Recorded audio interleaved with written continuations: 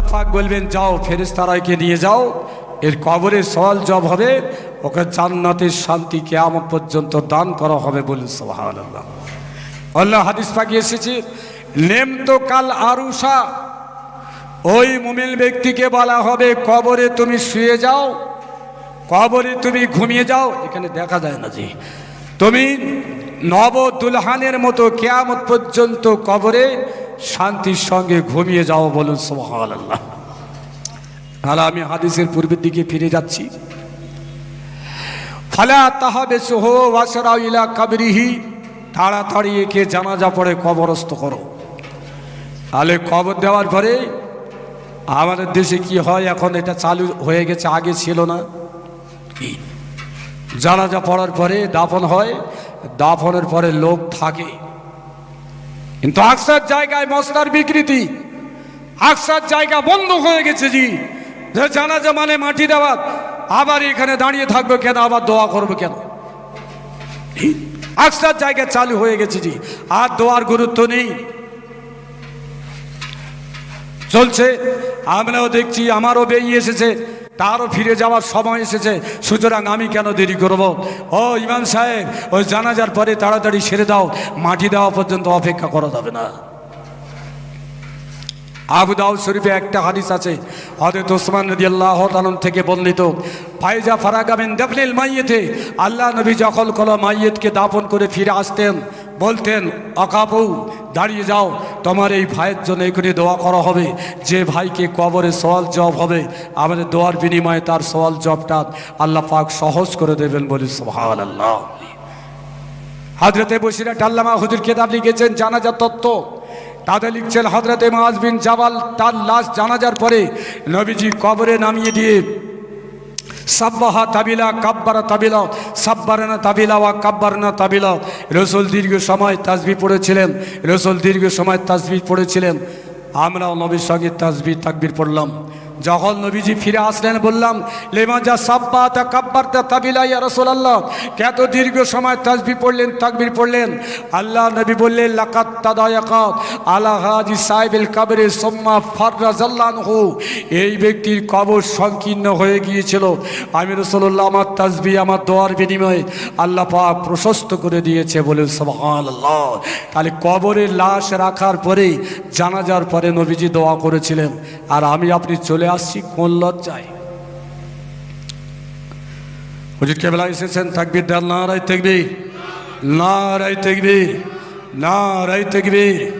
আওলাদে মুজাদ্দিদে জামান, আওলাদে মুজাদ্দিদে জামান জলা ভাই সাহেব হুজুর কেবলা সিলসিলায়ে পুরপাড়া শরীফ মহান ইসালে সওয়াব আমন্ত্রিত ওলামা হযরতগণ, আজকে জলসার কমিটি সাহেবাল বিদ্যগণ, সমাবেত শ্রোতা মণ্ডলীগণ, নারায়ে তাকবীর, দরুদ শরীফ আল্লাহুম্মা। আল্লাহ হেফাজত করেন। হুজুর কেবলা এসেছেন, আসতে পারেন। আমি আমার হাদিস পাখির দিকে ফিরে যাচ্ছি। বলবেন হয়তো হুজুর যে কথা মুখস্থ করেছেন সেই কথা বলছে না, আমি দাদা হুজুর পীর কেবলার মতাদর্শের কথা বলছি। কেন আজকে ইসালে সব দেবেন, আকসার জায়গায় ইসালে সব বন্ধ হয়ে যাচ্ছে জি? কেন কেন আজকে এই বিতর্ক? চাঁদা তুলে আজকে একটা ক্লাব পাকা হয়ে গেল, অথচ চাঁদা তুলে একটা মাদ্রাসা পাকা করতে পারি না, চাঁদা তুলে একটা ক্লাব চলে, একটা মসজিদ চালাতে পারে না, ওই 4-5 জন যা পারে তাই। কেন আমরা কি মরবো না? সেই জন্য সরকার গড়া একটু নাড়া দিচ্ছে, হ্যাঁ একটু নাড়া দিতে চাচ্ছে। মসজিদ মাদ্রাসা যাদের ভক্তি শ্রদ্ধা ভালোবাসা নেই, এই ঠেলায় পড়ে একটু মসজিদের প্রতি ভক্তি আসুক, একটু ভালোবাসা আসুক, সেই নাড়াচাড়া দেওয়া হচ্ছে। আল্লাহ হেফাজত করেন। আমি আমার হাদিস পাকের দিকে চলে যাচ্ছি। মশলা বলতে বলতে অনেক দূর বলে ফেলেছি, বাকি মশলার দিকে আসবো। হুজুর কেবলা আসবেন, আমি 4টে আয়াত পড়েছিলাম, কিন্তু একটার উপরে একটু বেশি বলতে গিয়ে সময় নষ্ট হয়েছে, আবার আল্লাহ সময় দিলে হবে জি। তো আল্লাহ নবী বললেন দাফন করার পরে মাথার ধারে সূরা বাকারার প্রথম কিছু আয়াত পাঠ করো। সূরা বাকারা মানে আলিফ লাম মিম যালিকাল কিতাবুল লা রাইবা ফিহি হুদাল লিল মুত্তাকিন, এই আয়াতগুলো মৃত ব্যক্তি দাফনের পরে মাথার ধারে তোমরা দাঁড়িয়ে পাঠ করো। তাহলে দাফন করার পরে দোয়া করার কথা হাদিসে আছে, তাহলে আমরা চলে আসি কেন? কোন দলিলে চলে আসি? তাহলে আপনার কোনো আমির সাহেব আছে, তার কথায় আপনি চলে আসেন। আপনার নিজস্ব কোনো মশলা আছে, তার কথায় আপনি চলে আসেন।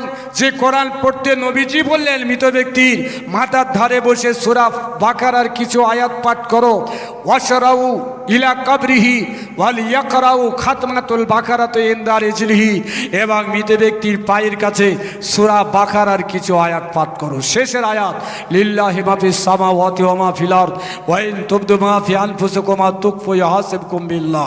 এই আয়াত মৃত ব্যক্তির মাথার এবং পায়ের কাছে পড়ো। তাহলে নবী বললেন কবরের পাশে দাঁড়িয়ে তোমরা কোরআন শরীফ পাঠ করো। নবীজি দোয়া করলেন, আমরা চলে আসছি কেন? একটু ভাববেন আপনারা, জি এতক্ষণ যে বকবক করছি একটু মূল্যায়ন করবেন। 5 কিলোমিটার দূর থেকে বাইক চেপে চলে আসছেন আবদুল্লাহ জানাজা পড়ার জন্য, আর জানাজা পড়লেন আর চলে যাচ্ছেন। সে তো আপনার বন্ধু ছিল, একটু অনুতপ্ত হলেন না? তার বিবি আজকে স্বামীহারা হয়ে গেছে, তার বাচ্চা আজকে এতিম হয়ে গেছে, গায়ে একটু হাত বুলিয়ে দাও, তার বিবিকে একটু সান্ত্বনা দিয়ে দাও যে দুনিয়াতে মৃত্যু সবার হবে, তোমার স্বামী মারা গেছে। তুমি আসলে আর জানাজা পড়ে চলে গেলে, রাস্তা জিজ্ঞেস করছে কোথায় গিয়েছিল ভাই? বলে আমার সে বন্ধু আবদুল্লাহ বেলে গেছি বাড়ি, মারা গিয়েছিল, জানাজা পড়তে গেছি। জানাজা মানে কি শুধু পড়েই চলে যাওয়া?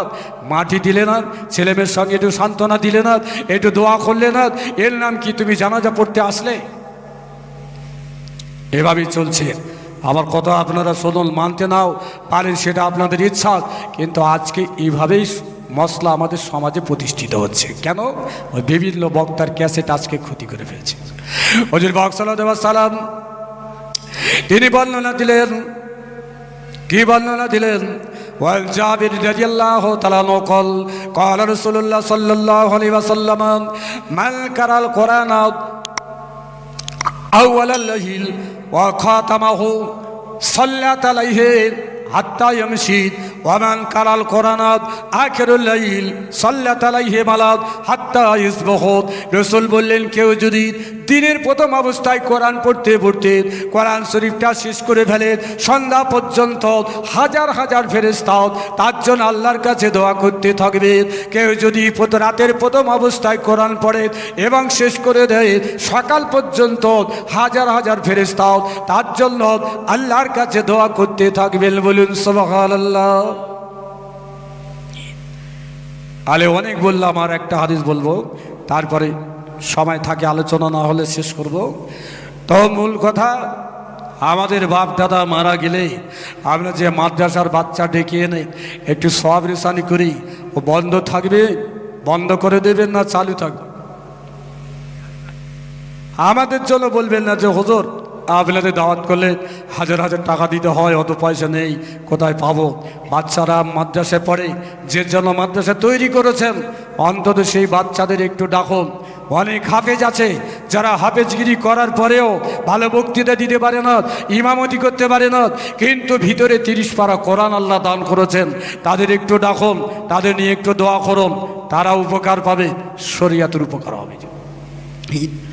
আজকে এই হাফেজদের বিরুদ্ধে বলার জন্য কোরআন আর জীবিত লোকের জন্য, মরা লোকের জন্য নেই, যাতে হাফিজ সাহেবরা নাচ ছবি না করতে পারে। আবু হানিফা রহমাতুল্লাহ আলাইহি তিনি রমজান মাসে তারাবিতে একটা খতম করতেন, আর পুরো রমজানে দিনে এবং রাতে আরও 60টা কোরআন খতম করতেন। বলেন সুবহানাল্লাহ। আবু হানিফা হুজুরকে দাফন করার পরে 1000 কোরআন পাক তার মুরিদেরা যারা ছিলেন তারা কোরআন খতম করে দোয়া করেছিলেন।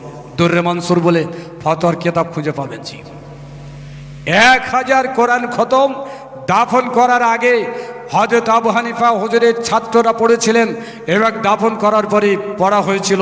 হুজুরের জানাজা 3 দিন পর্যন্ত পড়া হয়েছিল। জি তাহলে কোরআন মৃত ব্যক্তির জন্য কি কথা একটু বলুন। এবার একটু ঘটনা বলবো, এটা সকলের জানা, তবু আরেকবার জানানোর জন্য বলছি। কেন বলছি? আমাদের বাচ্চাদের একটু পাঠান, এই মাদ্রাসায় একটু পাঠান, মক্তবে পাঠান। আগে আমরা ছোটোবেলায় দেখেছি বৈশাখ মাসে ধান ফেললে আষাঢ় মাসে বিয়ন তুলের রোয়া হতো নাকি, এই কাকড়ি নাকি বলতো না? জি। আর এখন এসেছে পেকে। পেকে মানে কি? ওই জ্যৈষ্ঠ মাসে কি আষাঢ় মাসের দিকে কাদায় ফেলে দেওয়া হলো, আর ওই 1 মাসের ভিতরে বিয়ন তৈরি হয়ে 2.5 মাসের মধ্যে ধান হয়ে গেল। জি তাহলে বৈশাখ মাসে যদি আপনি ধান না ফেলেন, আষাঢ় মাসে বিয়ন পাবেন না। মসজিদে নামাজি তখনই হবে না যদি আপনার বাচ্চাটাকে মক্তবে কোরআন শরীফ না পড়াতে পাঠান, ইংলিশ মিডিয়ামে পাঠান, আপত্তি নাই। মাস্টার করেন, ডাক্তার করেন, মোস্তান করেন, কমরেড করেন, প্রদান করেন, সব শরীয়তে জায়েজ আছে। অন্তত তার ভিতরে কোরআনটা একটু শিক্ষা দেন ছোট ছোট বাচ্চাদের। অনুরোধ কবি এটুকু, তাহলে জানবো আপনাদের মাদ্রাসা প্রতিষ্ঠিত করার সার্থক হয়েছে। কে পড়াচ্ছে কে পড়াচ্ছে না ওটা দেখলে হবে না, আমার বাচ্চার কোরআন শিক্ষা দরকার, আমাকে এগিয়ে আসতে হবে। আল্লাহ তৌফিক দান করেন, সবাই বলুন আল্লাহুম্মা আমিন। দুরূদ শরীফ আল্লাহুম্মা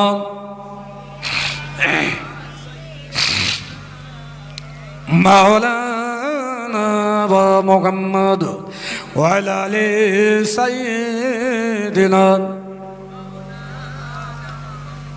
আমি যে কিতাবে পড়েছি হযরতে ঈসা আলাইহিস সালাতু ওয়াস সালাম, ঈসা নবী কে ছিলেন একটু বলবেন? ঈসা আলাইহিস সালাম কে ছিলেন? নবী তো নাকি? আমাদের নবীর আগে না পরে? আগে। তাহলে আমাদের নবীর আগের নবীর নাম হলো ঈসা, ইনি কিন্তু যীশু খ্রিস্ট নন। বাজারে বই লিফলেট সব পাবেন, যার নাম যিশু তার নাম ঈসা। ঈসা আলাইহিস সালাতু ওয়াস সালাম চতুর্থ আসমানে তিনি জীবিত আছেন, নবীজি মেরাজে গিয়ে সাক্ষাৎ করেছেন, বলি সুবহানাল্লাহ। কাদিয়ানি বলে একটা দল আছে জি, মাঝে মাঝে লিফলেট ছাড়ে দেখবেন, একটা পৃষ্ঠায় একটা লাশ কাপড় জড়িয়ে সাপ জড়ানো আছে আর জিভটা টেনে টেনে বার করছে। পরে পৃষ্ঠায় লিখছে কি বোনে, কি লিখছে?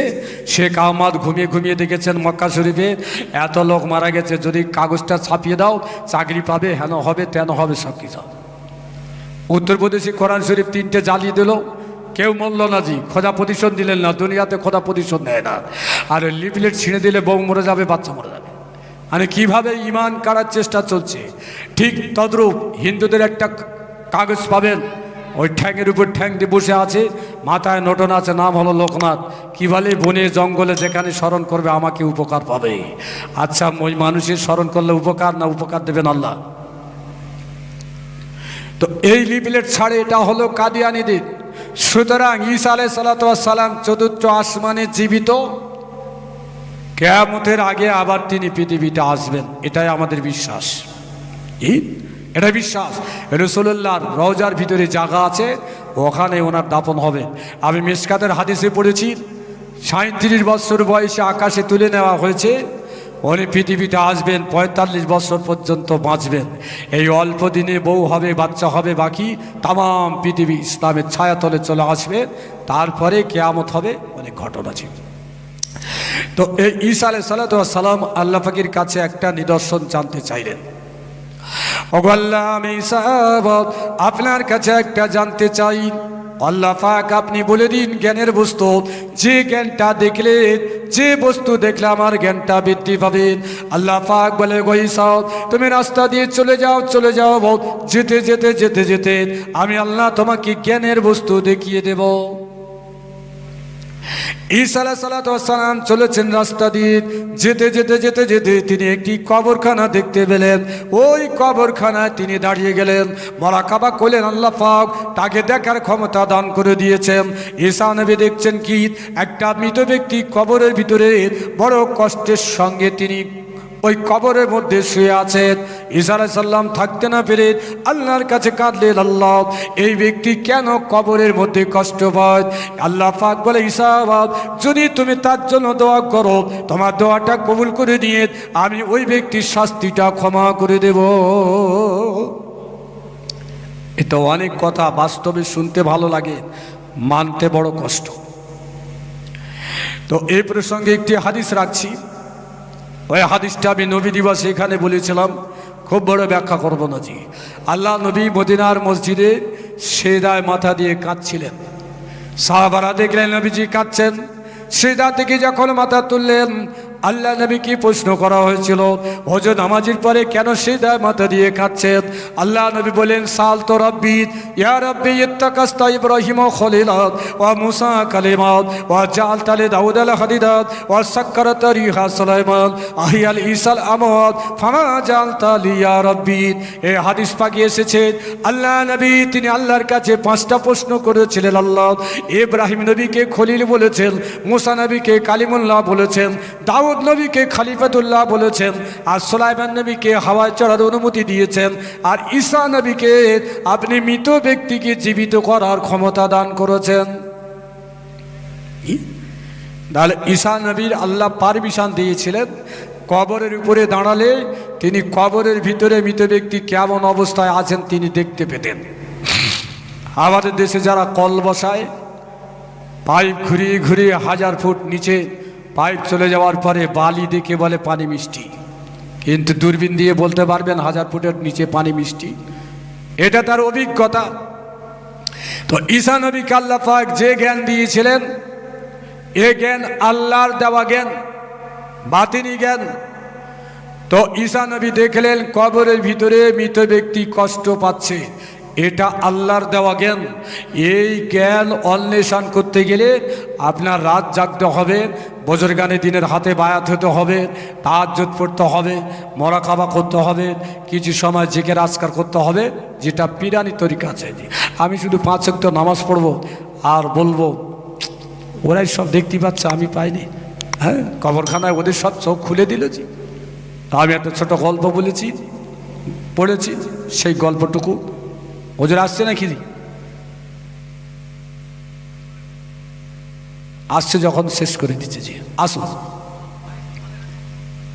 সেই জন্য জানতাম আমি হাদিসের কথা বলতে, আর হঠাৎ এসে যাবে জি।